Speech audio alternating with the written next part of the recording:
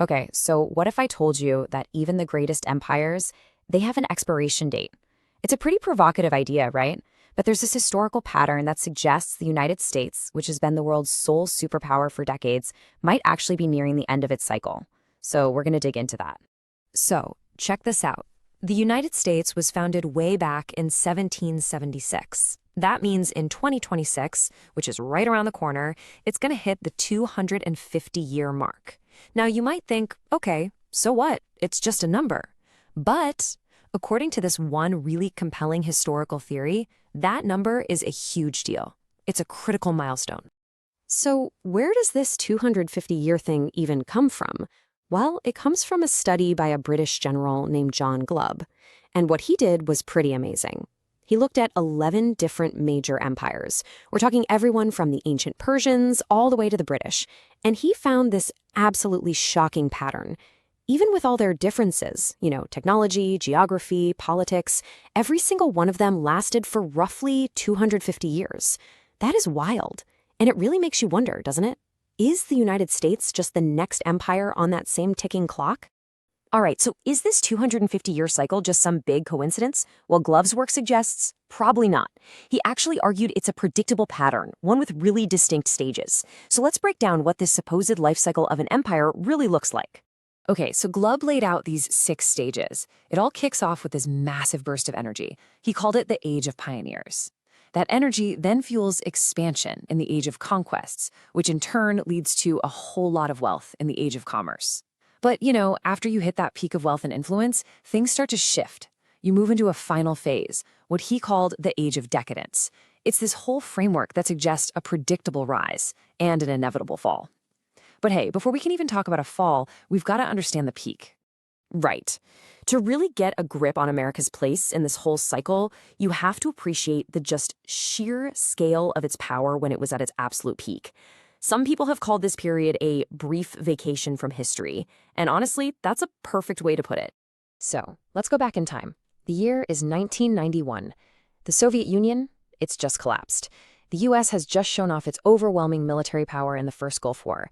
And this is when the political scientist Charles Krauthammer coined that famous phrase, the unipolar moment. For the first time, really, there was just one undisputed superpower on the planet. No one else was even close. And when I say dominance, I mean it was total. This wasn't just about having the biggest army. No. It was economic. The US dollar was the engine of world finance. It was cultural. You had Hollywood movies, American music, just everywhere. And here's the kicker. Even America's biggest rivals, places like Russia and China, were sending their absolute best and brightest students to study in US universities. Think about that. No empire in history had ever pulled off that level of all-encompassing global influence. So, if America was so incredibly dominant, what happened? What changed? Well, the central argument we're looking at here is that the 3 main pillars holding up this entire empire, we're talking its currency, its military, and its technology, are all starting to crumble under some serious new pressures. Okay, let's tackle that first pillar, the US dollar. For decades, this has been the bedrock of America's power around the world. But that foundation, it's starting to look a lot less solid these days. So you might be wondering, how can a currency be a pillar of an empire? Well, it all comes down to one word: control.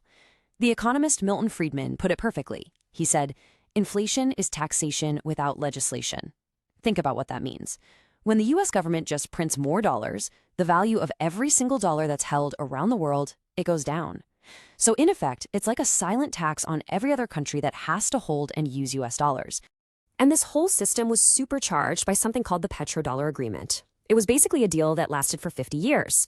The US gave military protection to the Gulf states, and in return, all oil had to be bought and sold using US dollars. Now, since pretty much every country needs oil, that meant every country needed US dollars.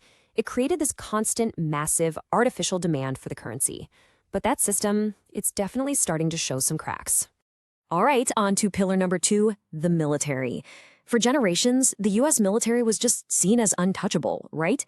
But today, new technologies are completely changing the rules of the game, and that makes it a whole lot harder to project that same kind of power all over the world. I mean, just think about it. Those massive American military bases overseas, Once, they were symbols of untouchable power. Now they're basically sitting ducks for hyper-precise long-range missiles. Or how about this? Our super expensive missile defense systems can get completely overwhelmed by swarms of cheap drones. And maybe the biggest change of all? In the age of the internet and social media, the US has totally lost control of the narrative. Every single claim can be fact-checked and challenged by anyone with a smartphone in real time. And that brings us to our third and final pillar, technology.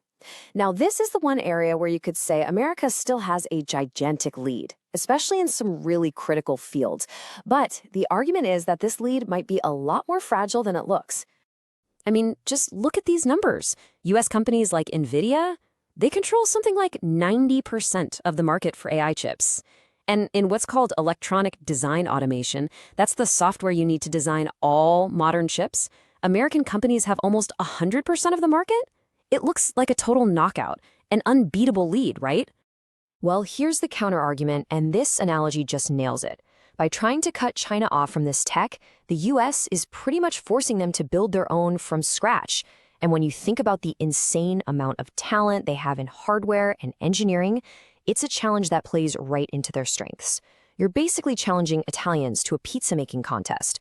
You're daring them to get amazing at something they're already perfectly set up to be great at. So what happens when the pillars of the old empires start to weaken? Well, new powers rise up to fill the void. And we're not just talking about one country replacing another here. This is a fundamental, ground-level shift in the global order.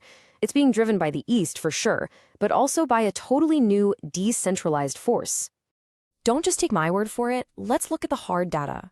This table from the World Bank shows the world's top economies by GDP, but it's adjusted for what money can actually buy in each country. And what do you see? China is already number one. The US is number two, and right behind are India and Russia. The economic center of the world, it's already shifted back to the East. And what's fascinating is that these new powers have totally different game plans. China, you could say, plays the world's best home game. They dominate the physical world of manufacturing. We're talking steel, ships, cars, you name it, they build it. India, on the other hand, plays the world's best away game. Their influence is massive, but it comes through their incredibly successful global diaspora and these huge international networks. And then there's the wild card.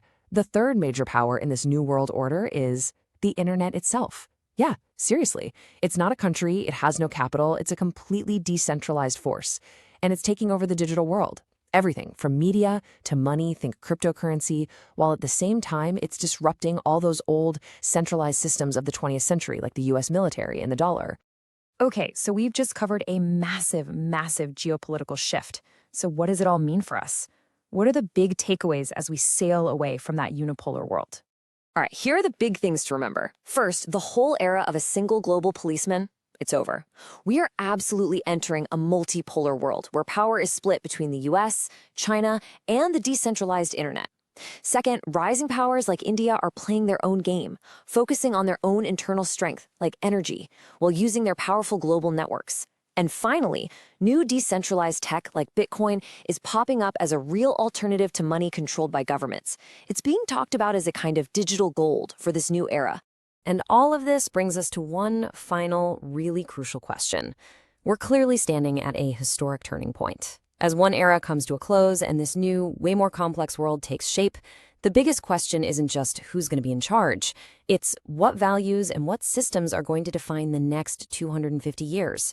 If you found this explainer valuable, don't forget to like and share it with others. And hey, if there's any other topic you want us to cover, drop it in the comments below.